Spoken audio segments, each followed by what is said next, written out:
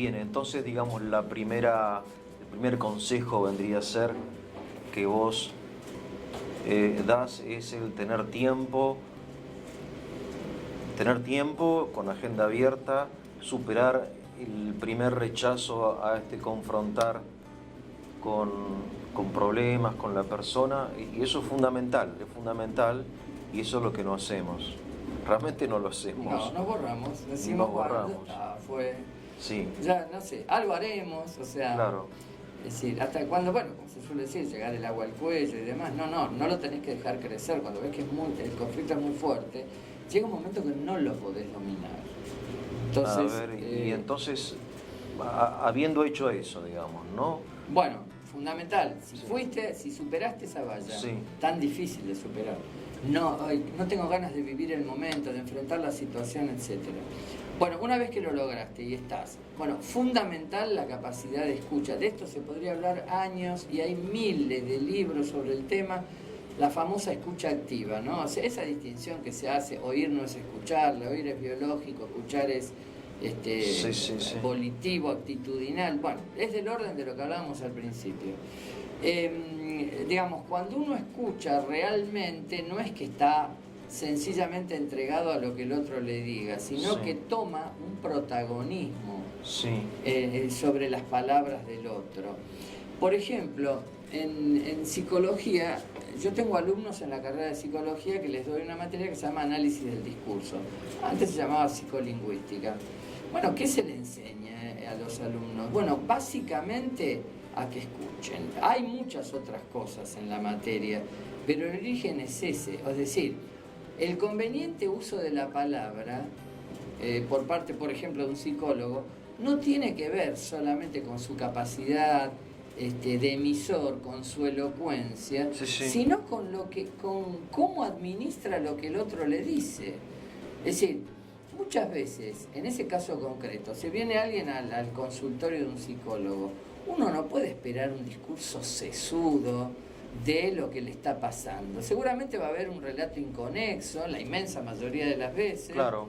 Es decir, porque la persona no es profesional en el área o porque está muy tomado por lo que le pasa. Entonces, digamos, uno no espera que el diagnóstico lo haga el paciente, lo tiene que hacer el profesional. Entonces, saber escuchar, es decir, correrse del centro y dejar que el otro diga realmente lo más aproximado del tema y vos de eso extraer lo realmente sustancial, es decir, lo que se suele decir, resignificar lo que el otro dice. Ahora, eso es tremendamente difícil, porque es como leer entre líneas, entiendo. Es como leer entre líneas. Porque la otra persona se está expresando de un modo muy limitado, porque no tiene el vocabulario, porque no sabe hacerlo, vos también tenés tus propias limitaciones, porque tu percepción es distinta. Es distinta, ¿no? bueno. O sea, vos percibís una cosa distinta de lo que el otro está transmitiendo. Y después tratar de sacar algo limpio de todo eso es tremendo. Claro, pero si vos escuchaste realmente, Sí. no pensando en otra cosa, indudablemente vas a tener mejores chances de lograrlo. Sí, obviamente, sí. Cuando vos estás leyendo un libro muy concentrado, Sí. realmente vos captás no solamente lo que está escrito, lo literal, sino lo que te quiere decir el autor. Claro. En una película lo mismo. Claro. Muchas sí. veces no es lo más importante lo que uno ve filmado, sino lo que quiere decir lo que están hablando los personajes. Claro. A veces, entonces, es importante esto de la escucha activa en el sentido de que no sea solamente, bueno, el famoso acto biológico de oír, sino de... Ahora, ¿por qué se llama activa? Porque precisamente no te limitas a escuchar, sino que resignificás lo que el otro dice.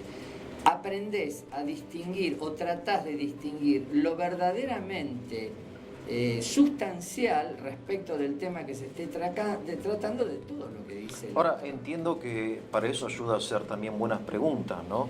Como repreguntar qué es realmente lo que uno quiere decir, lo que vos querés decir, qué es lo que te molesta una y otra vez, bueno, supongo, no sé. Has dado en el clavo. ¿Qué sé yo?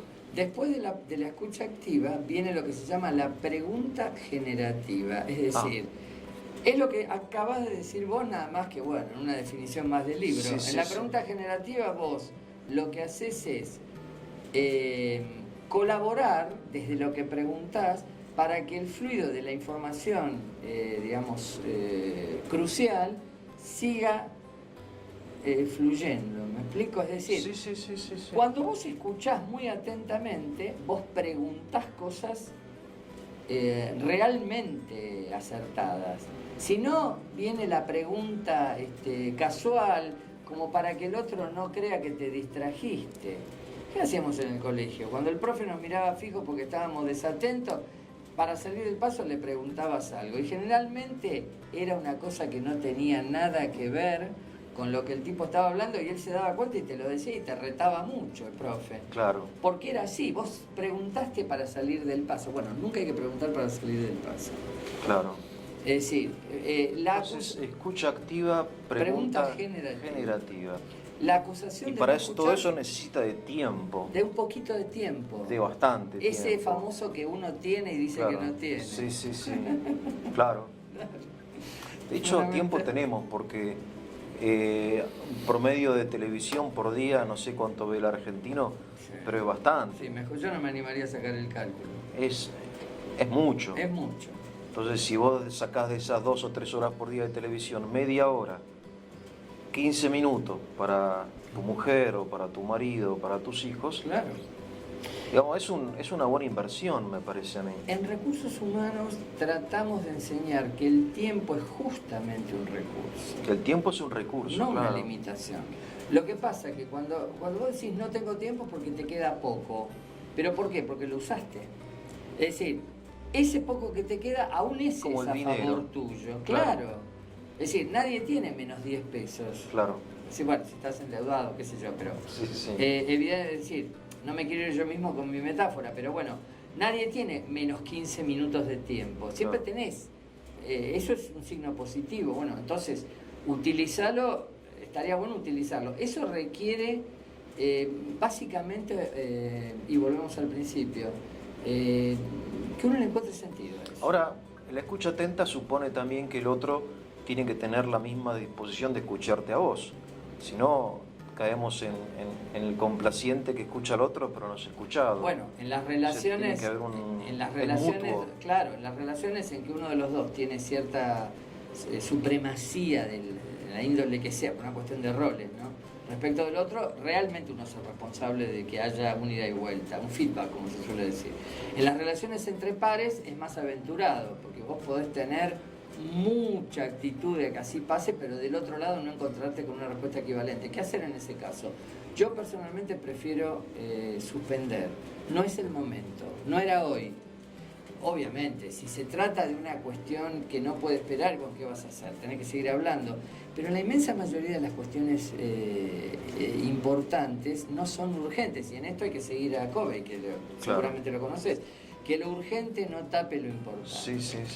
La inmensa mayoría de las cosas 7 hábitos de la gente de la altamente gente eficiente. que lo primero es lo primero, ¿no? Y claro, Exactamente. lo importante. Y lo primero es siempre estratégico, no lo primero en el tiempo. Cuando uno se va de viaje, uno, es decir, que es lo más lindo que es irse de viaje siempre, ¿no? Vos estás arriba del avión y abrís tu agenda y te das cuenta que ese día, porque la agenda la llevas a todos lados, te das cuenta que ese día había 100 cosas en Buenos Aires o donde sea para hacer y que vos pensaste que eran urgentes y que si no las hacías iba a morir alguien y estás arriba del avión y nadie las va a hacer y nadie se muere. Vos fabricaste la urgencia. Hay que saber distinguir, ¿no? Es decir, lo verdaderamente importante de lo meramente urgente. O sea, fabricamos urgencias. Fabricamos urgencia, por eso los domingos no pasa nada, te intranquiliza. Está todo demasiado en orden, sobre todo en las grandes ciudades.